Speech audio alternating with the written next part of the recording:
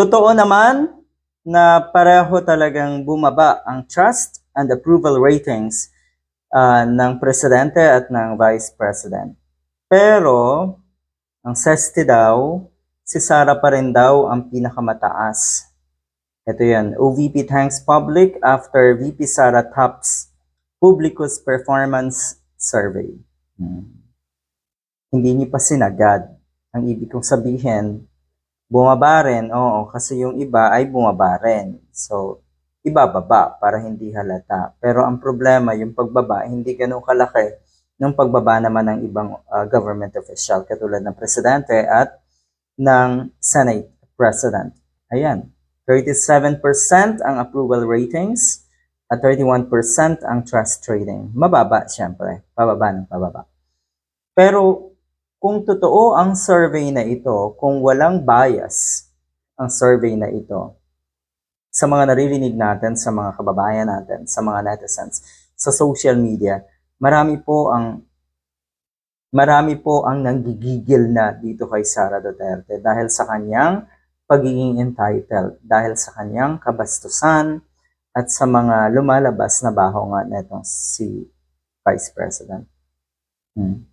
Pero, kaya naman pala, dahil ibinunyag po, matindi itong mga kababayan talaga natin, napaka-resourceful.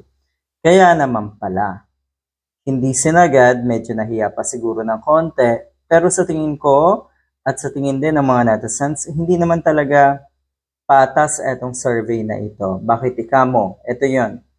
Overall, based on the available information, Malu Tikia is the current owner and CEO of Publicus Asia.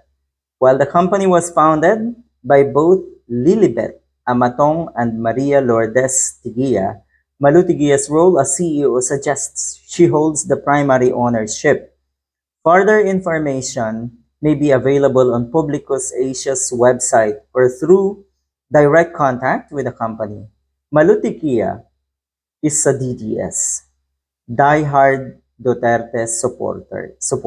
So alam na daw, kaya ganito ang ipinagmamalaki pa rin na itong mga DDS ang survey na ito. Booking. Nakakaya, no, yung mga ganito. Talaga ba?